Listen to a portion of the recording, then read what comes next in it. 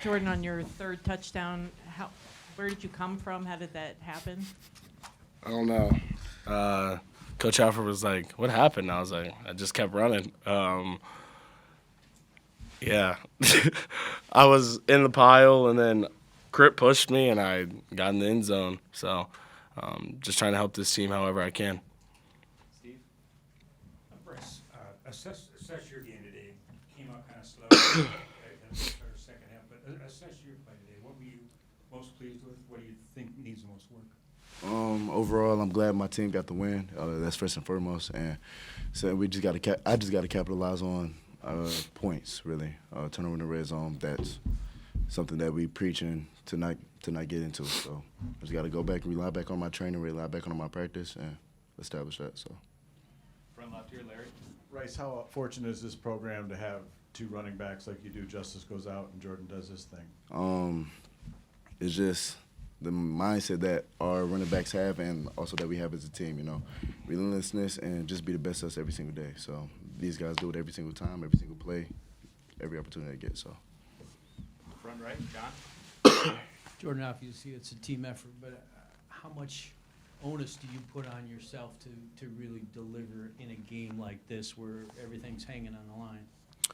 For me, again, I don't think I played my best today. I think I ran well, but there's some stuff in the pass protection I think I have to clean up and our room has to clean up. And, again, I'm very hard on myself, and there's some runs that I wish I had back, things like that. But like Bryce said, overall we got the win, sloppy win. We're a way better team than that, and we're just going to get back to work. I played well, and I think I can be better for this team and help this team win and help us throw the ball more efficient, and that relies on our running back room. And we're taking pride in that, and I said something already after to the guys that we got to be better in all phases of the game, and that's pass protecting to help Bryce throw the ball and not get those turnovers. We'll go to the middle on the left, Austin. Bryce, obviously you guys got the win today, but do you feel like this team needs more from the passing game? Overall, I feel like we won the game, so whatever we can do to be 1-0 every single week, that's what we're willing to do. So. All right, we're getting the microphone to Brandon in the middle there. Jordan, how does it feel to, you literally carried the team on your back today, you carried them to victory. How does it feel to have the coaches, momentum to give you the ball in a game like today? Really just trust, and then I didn't carry the team, the O-line did. That O-line has played extremely well all year, and whoever's in there, we got three guys in my grade playing. We got freshmen out wide, but really those guys up front help me play my best, and they do it week in and week out. Me, Justice, whoever's in there, Kuz, Jasper, those guys up front, they're moving guys, and when you run behind an O-line like that, I mean, again, you could say it's me, but it's really not. It's the O-line putting in the work in the trenches, and they don't get enough recognition for what they do week in and week out. They got us 200 and whatever yards we had, and those guys are playing great, and it's just exciting to see how close and how the bond is growing in that room every single week. Bryce, how can you, going into the bye week, how can you guys work on trying to get in the passing game back together? Of course, like I said before, we're 1-0 today, so that was our main goal, main focus. So however we did it, that's how we got there. But we're going to do a lot of self-reflection just to see what we can do better in the pass and the run game, honestly. So, yeah. Any additional questions before we get Coach Moore in here? Oh, off to the left there, John. Jordan, were you cramping there at the end? And I guess what's your level of fatigue at the end of a game like that? Yeah, I'm cramping, but in the fourth quarter, you got to make a play, and it can hurt tomorrow. I've always thought about that and realized that we got a whole week to get our bodies right. But I got to go out there for my team. They fought for 4 quarters, and I have to be out there to help seal the game and put the game away. And that's my mindset is I have to be out there for my team and help them and give them the best opportunity. And, again, whatever I can do to help this team is what I'm going to do week in and week out. Front left here, Ryan. Jordan, you mentioned it was a sloppy win. Do you think because of maybe Purdue's record that and it was a close game throughout 4 quarters, that there was maybe a sense of you guys overlooking them a little bit? No, their record all week we talked about their record is not the ball team they are. They play extremely hard. They play for 4 quarters. They're well coached, and we knew it was going to be battle. We play in the Big Ten, and they don't care. They have nothing to lose, and they were going to come out here and fight for 4 quarters, and we knew that from game plan on Sunday and Monday. And again, it's sloppy, and we have a lot of things to clean up, and we're a way better ball club than that. And we're going to get back to work. I promise you guys that. We're going to come out in 2 weeks ready to go. And next week is an opportunity. It's not a week where we just get to sit around and relax. It's a week to get healthy, fix things, pass pro, passing, make sure that we have ball security. It's back to the fundamentals like we had the first bye week. And, again, we're going to be ready in 2 weeks, and we're going to go play our best ball.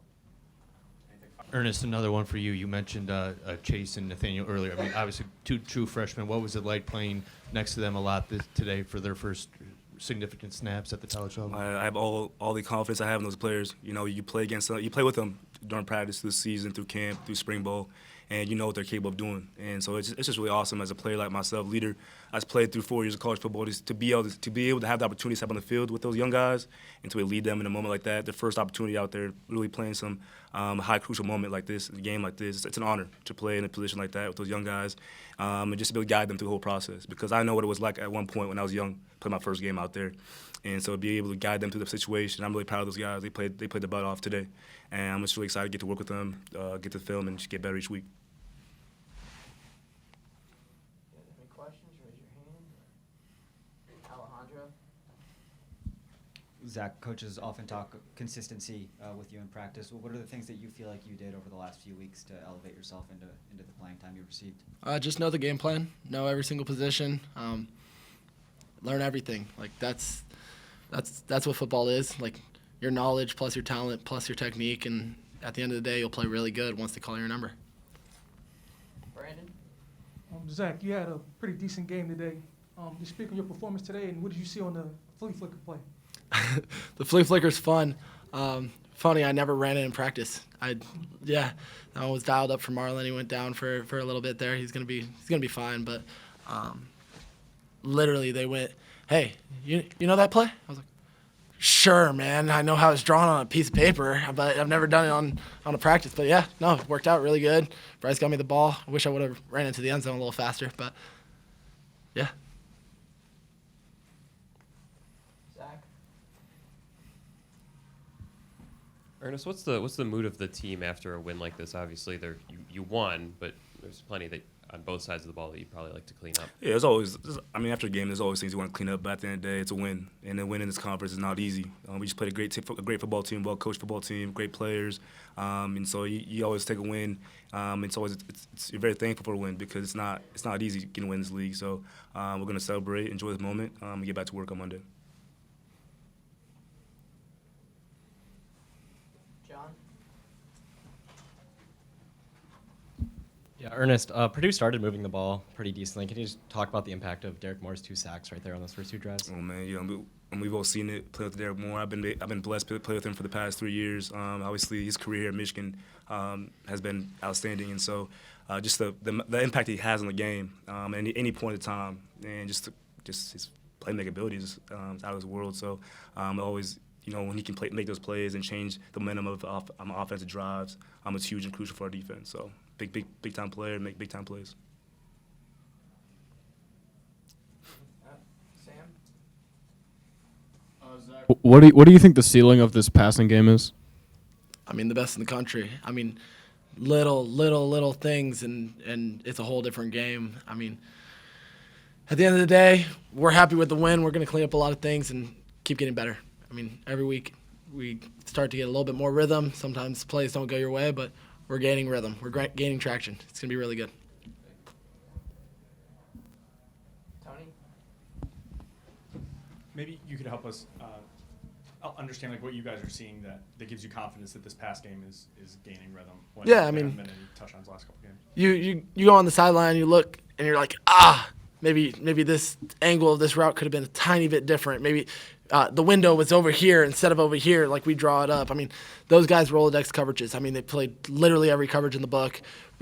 you don't really get a beat on teams like that where their head coach is their defensive play caller, and like they're a legit team when it comes to trying to trick you. I mean, they brought a lot of different blitzes. I mean, they changed up a lot of different things. So we have to be on alert to kind of check plays at the line, be able to kind of like feel out who's their main blitzers, who's going to drop, like just little by little. We're getting more comfortable playing in kind of very unique situations, and that's all football is, situational. Ernest, can you just kind of explain what it was like defending two different quarterbacks and their different styles and how you guys found success like getting against each of them? Yeah, I mean, we saw on film all week two different style quarterbacks. They both impact the game heavily, and they have different strengths. And so we knew it was a challenge this week as a defense, being able to contain both quarterbacks. And so we're very alert, and communication is very key, making sure we all on the defense know who's at quarterback, because they just attack you different ways. So two great players. Today they play well. They were able to use the legs and scramble, all those different things. So, kudos to them. Great players, and so we respect them a lot.